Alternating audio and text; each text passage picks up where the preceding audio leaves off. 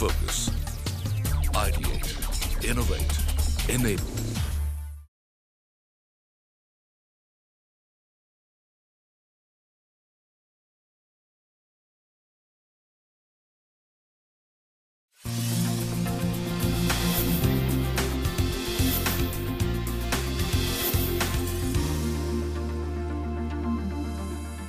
नमस्कार, मी मनुश्री पाटील. MTDC प्रस्तुत Maharashtra unlimited मध्ये आपलं स्वागत.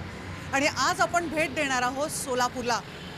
सोलापूर शहराला हुतात्म्यांचं शहर म्हणून जी ओळख निर्माण झाली, त्या हुतात्म्यांना 1931 साली ब्रिटिशांनी फाशी दिली. मात्र या झुंजार हुतात्म्यांमुळे 15 ऑगस्ट 1947 पूर्वी 3 दिवस आधीच सोलापूरला स्वातंत्र्य अनुभवायला मिळालं.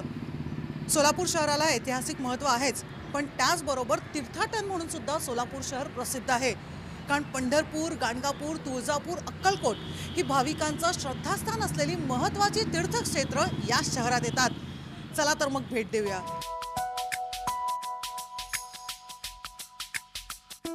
पश्चिम महाराष्ट्रात वसलेल्या सोलापूरमध्ये ऐतिहासिक महत्त्व असलेल्या जागा बऱ्याच आहेत.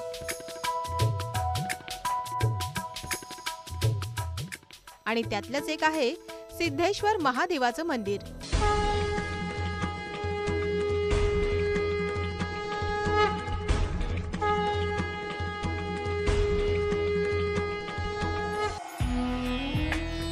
शंकर आणि विष्णू यांचा उल्लेख असलेल्या सिद्धेश्वराला शैव तसंच वैष्णव पंथीयांची लोक आजही पूजनीय मानतात. या सिद्धेश्वराचं मंदिर आहे सोलापुरातल्या या मध्यवर्ती ठिकाणी. तलावाने वेढलेलं मंदिर असून या मंदिराची निर्मिती 12व्या शतकात झालेली आहे. आणि अगदी सोलापूरकरच नव्हे तर राज्यातील अनेक लोक आजही या मंदिराला आवर्जून उपस्थिती लावतात.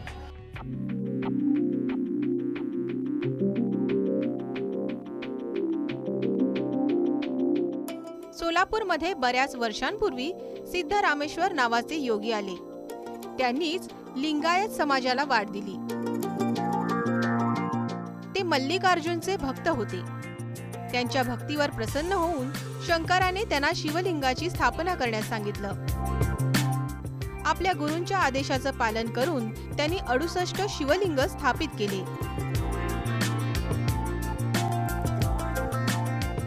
हे मंदिर बांधण्याच्या आधी सोलापूरमध्ये पाण्याची फारच कमतरता होती. रामेश्वरांनी इथे तलाव निर्माण केले आणि त्यातून शिवलिंग प्रकट झालं.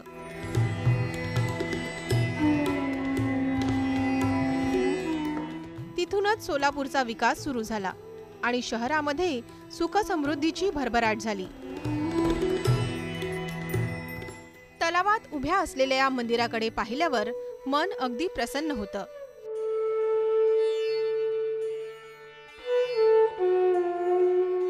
मंदिरात प्रवेश करताना बरीच छोटी छोटी देवळं दिसतात.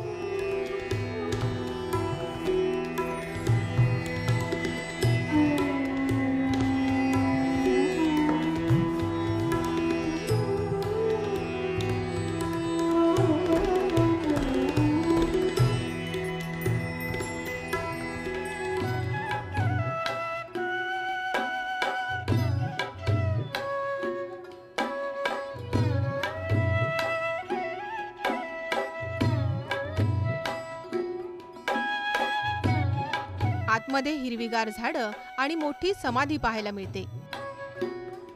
ही समाधी संत सिद्धरामेश्वर यांची आहे.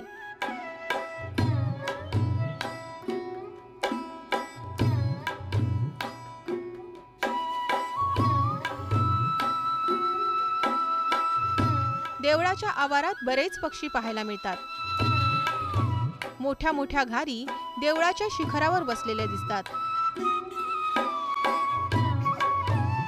मुख्य देवळाच्या गाभाऱ्यात एक शिवलिंग पाहायला मिळतं.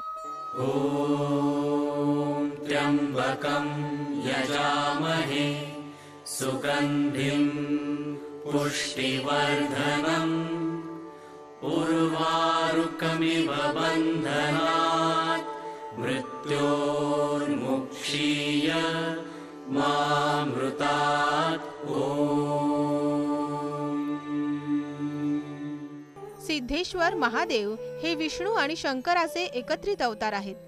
त्यामुळेच शैव आणि वैष्णव समाजाचे लोक या देवळात दर्शनासाठी नियमित येतात.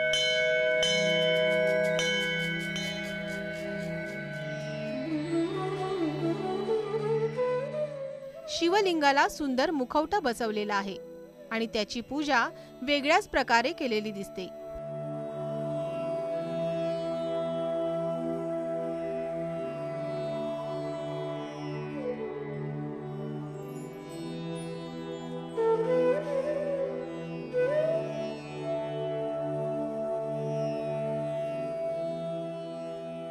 श्रीचरणी जी पूजा बांधलेली आहे ती पानपूजा व तांदूळ पूजा असे म्हणतात त्याला। पानपूजेसाठी 4 कवळी पानं म्हणजे 1600 ते 1700 पानं लागतात। 5 खारीक, 5 खोबळे, 5 हळकुंड, 5 केळी, 5 लिंबू असे प्रत्येकी 5-5 नग लागतात। आणि तांदूळ पूजेसाठी 50 किलो तांदूळ, 4 किलो मसूर डाळ, 4 किलो मूग डाळ एवढं साहित्य लागते। ते पूजेसाठी डाळ भिजवून त्याचं शिवलिंग तयार करून त्यामध्ये कोरडं तांदूळ ओतून वर श्रीची मूर्ती ठेवली जाते, त्याला महापूजा म्हणतात। त्या पूजेचा प्रसाद त्यांना दिला जातो। तांदूळ, डाळ, पान, खोबऱ्याचं तोरण ह्या देवाचं नैवेद्याचं दही भाताचं मान आहे। ते तांदळाचं भात आणि दही मिसळून सकाळी रोज आरतीला भक्तांना वाटप केलं जातं। सिद्धेश्वर महादेव मंदिरातून तलावाच्या दुसऱ्या किनाऱ्यावर एक किल्ला दिसतो।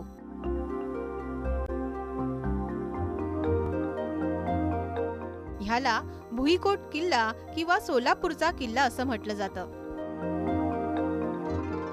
14व्या शतकात आदिलशहाने हा किल्ला बांधण्याचं सांगण्यात येतं। औरंगजेबाचं वास्तव्य 2 वर्षे या किल्ल्यात होतं। बहामनी आणि मोगलांच्या नंतर हा किल्ला पेशव्यांच्या हातात गेला।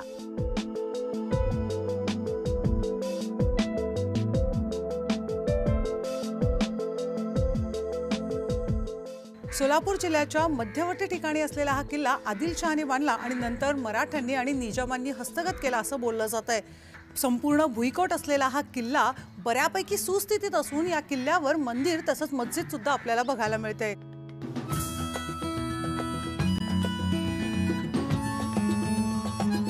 किल्ल्यावरून तलावाचं सुंदर दृश्य पाहायला मिळतं।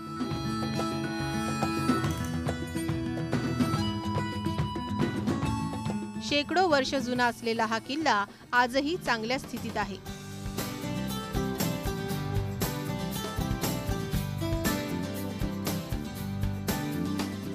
किल्ल्याचे बुरुज, तटबंदी तसंच इतर बांधकामही सुस्थितीत आहे।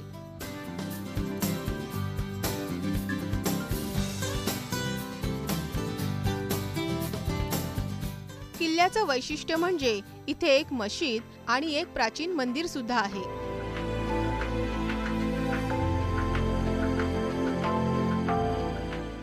ही 32 खांबा मस्जिद सर्व पर्यटकांचं लक्ष वेधून घेते।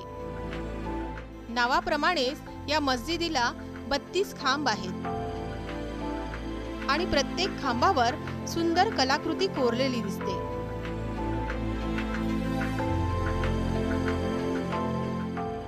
अशा या मस्जिदीला पर्यटक तर भेट देतातच, पण त्याचबरोबर स्थानिक लोक सुद्धा दररोज इथे येतात। तिथूनच थोडं पुढे गेल्यावर एक प्राचीन मंदिर पाहायला मिळतं। भग्न अवस्थेत असलेलं हे मंदिर शंकराचं आहे। काही पायऱ्या उतरून गेल्यावर मंदिरात जाता येतं। गाभाऱ्यापर्यंत जाण्यासाठी सुद्धा कोरीव पायऱ्या आहेत आणि तिथून खाली वाकून पाहिल्यावर एक दगडाचं शिवलिंग दिसतं। हे संत सिद्ध रामेश्वरांनी स्थापित केल्याचं सांगण्यात येतं।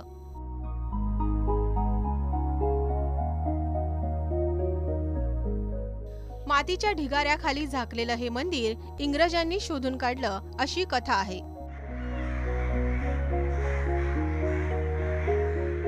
सोलापूरमध्ये आल्यावर मंदिर आणि भुईकोट किल्ला पाहिल्यावर दिवस संपवायचा असेल तर इथली शेंगदाण्याची चटणी आणि सोलापूरची कडक भाकरी खायला विसरू नका। महामार्गाला लागूनच अमर नसलेंचं चटणीचं दुकान आहे। इथे शेंगदाणा चटणी, लसूण चटणी, जवस चटणी, कारल्याची चटणी आणि अशा बऱ्याच प्रकारच्या चटण्या उपलब्ध आहेत।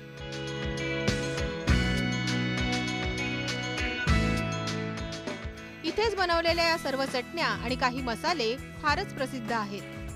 सोलापूरमध्ये आलेले बरेच पर्यटक ह्या चटणी आणि भाकरीचा आस्वाद घेतल्याशिवाय परत जातच नाहीत.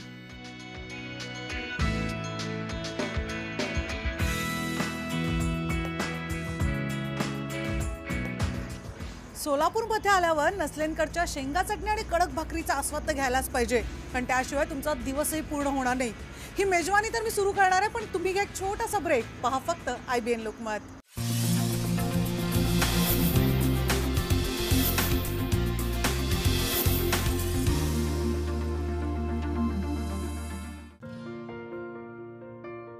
सोलापूर पासून अवघ्या 45 किलोमीटर अंतरावर आहे महाराष्ट्राची कुलदेवता आई तुळजाभवानीचं मंदिर.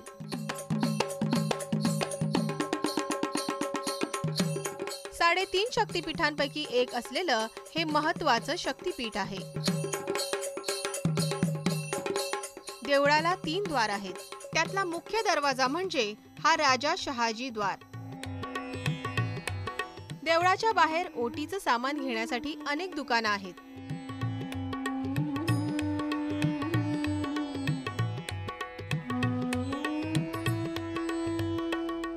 छत्रपती शिवाजी महाराजांची कुलदेवता आणि प्रेरणास्थान असलेली ही देवी दररोज हजारो भाविकांना दर्शन आणि आशीर्वाद देते.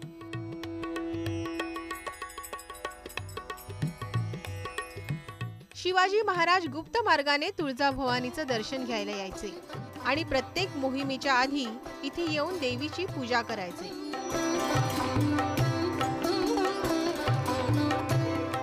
देवळाच्या आत उतरताना उजव्या बाजूला गोमुख दिसतं. भाविक इथे पाय धुवून मगच देवीच्या दर्शनाला जातात. मुख्य गाभाऱ्यात देवीची दगडात कोरलेली अष्टभुजा मूर्ती पाहायला मिळते.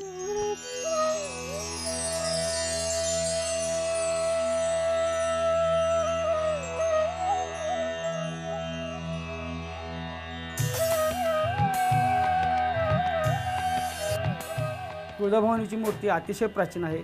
अंदाजे 2 ते 2.5 हजार वर्षापासूनची मूर्ती आहे. छत्रपती शिवाजी महाराजांचं स्फूर्तिस्थान आणि शक्तिदेवता म्हणून ही जगभरात प्रसिद्ध आहे. अंदाजे इथं तुळजापुरात 1 कोटीच्या जवळपास भक्त दर्शनाला येतात. नवरात्रात भरपूर गर्दी असते. देवीचे वेगवेगळे उत्सव असतात. देवीचे दररोज देवीला वेगवेगळ्या पद्धतीने सजवलं जातं आणि वेगवेगळे अलंकार घातले जातात. जे छत्रपती शिवाजी महाराजांच्या काळातले सुद्धा अलंकार आहेत ते सुद्धा दागिने देवीच्या अंगावर चढवले जातात.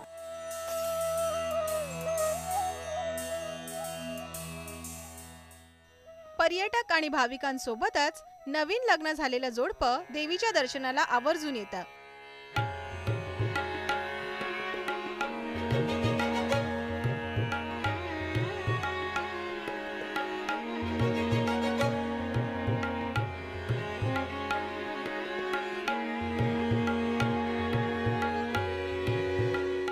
मुख्य देवळाच्या परिसरात अनेक छोटी छोटी मंदिरं आहेत. देवीचे दर्शन घेतल्यानंतर इथे खंडोबा, गणपती, यमाई आणि इतर देवांचं सुद्धा दर्शन घेता येतं.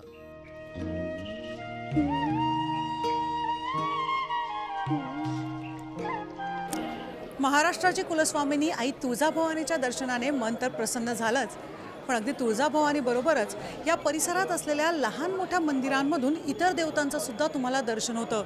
आणि तुळजाभवानी म्हटलं की गोंधळ आलाच. या गोंधळापासून देवीचा हा जागर केला जातो.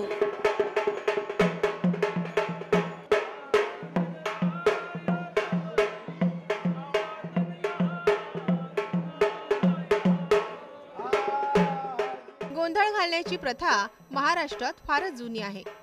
नवीन लग्न झाल्यावर इथे देवीचं दर्शन घेऊन गोंधळाच्या रूपाने तिचा आशीर्वाद घेतला जातो. वाजंत्रीच्या तालावर गाणं गात गोंधळी देवीला नवीन दाम्पत्याच्या संसारात सुख समृद्धी देण्याची विनंती करतो. घरामध्ये सुख शांती यावी, कामात यश मिळावं यासाठी गोंधळ घातला जातो. सोलापूरला तीर्थक्षेत्राची मुख्य भूमी असं सुद्धा म्हटलं जातं, कारण इथे महाराष्ट्राची अत्यंत महत्त्वाची तीर्थक्षेत्र आहेत.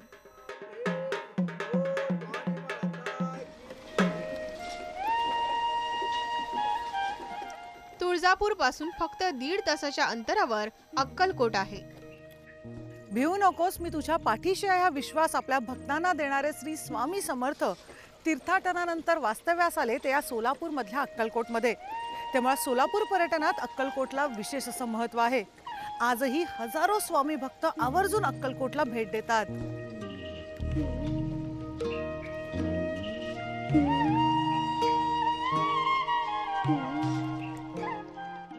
श्री स्वामी समर्थांना दत्तात्रयांचे चौथे अवतार म्हणून संबोधलं जातं.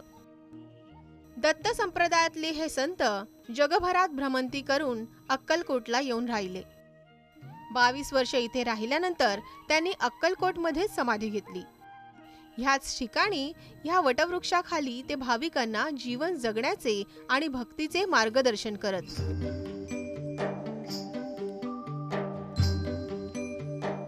स्वामींचं जन्मस्थान आणि त्यांचे आई वडील कोण हे कोणालाच माहीत नाही. अक्कलकोटला आले तेव्हा त्यांचं वय साधारणपणे 50च्या पलीकडे असेल, पण शारीरिक दृष्ट्या ते कळून येत नव्हतं. त्यांचे हात पाय लांबलचक होते, अगदी गुडघ्यापर्यंत पोहोचायचे. उंच बांधा, सडपातळ शरीर, मोठमोठे कान, गोरा रंग आणि कपाळावर मोठा टिळा असं त्यांचं स्वरूप.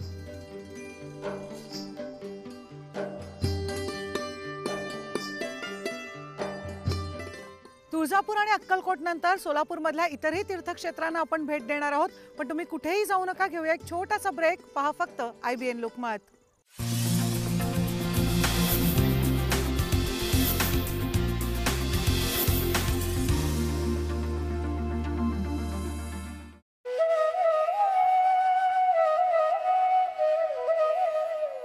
सोलापूरच्या तीर्थक्षेत्रामध्ये अजून एक महत्त्वाचं क्षेत्र म्हणजे पंढरपूर.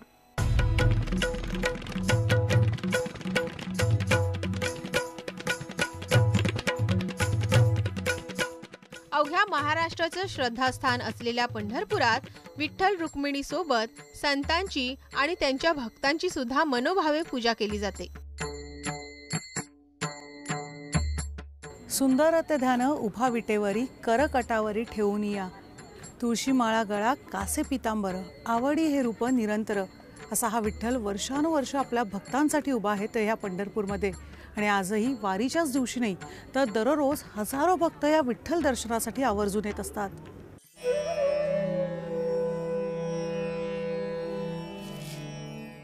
चंद्रभागा नदीच्या किनाऱ्यावर वसलेल्या पंढरपूरला आषाढी एकादशीच्या दिवशी भाविकांची प्रचंड गर्दी भरते.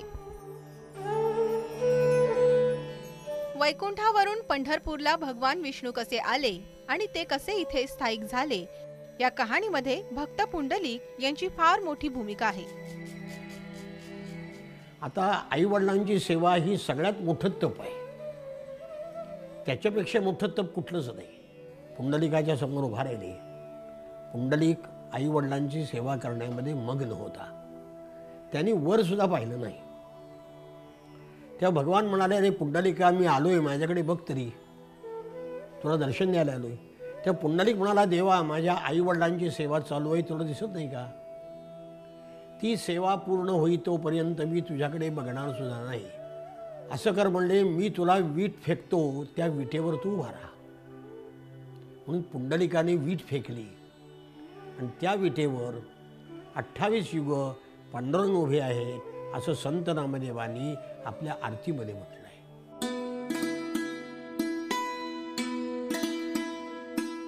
अनेक संतांनी इथे विठ्ठलाची सेवा केली.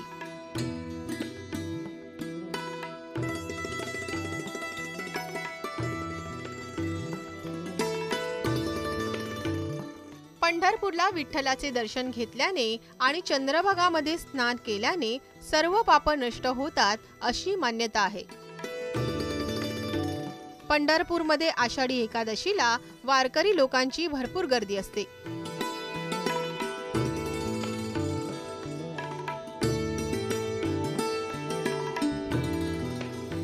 महाराष्ट्राची काशी म्हटल्या जाणाऱ्या पंढरपूरला पर्यटनासाठी आणि आध्यात्मिक शांततेसाठी देशभरातून लोक इथे येतात.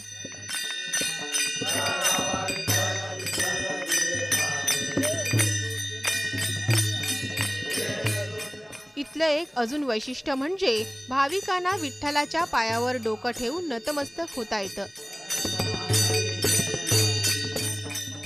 महाराष्ट्र अनलिमिटेड मध्ये पर्यटनाची सफर अशीच सुरू राहील. पुन्हा भेटू एक नवीन पर्यटनास्थळी. तोपर्यंत तुम्ही पहा फक्त IBN Lokmat.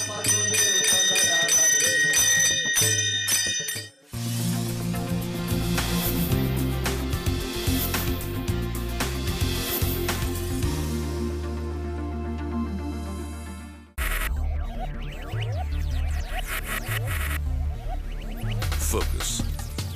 Ideate. Innovate. Enable.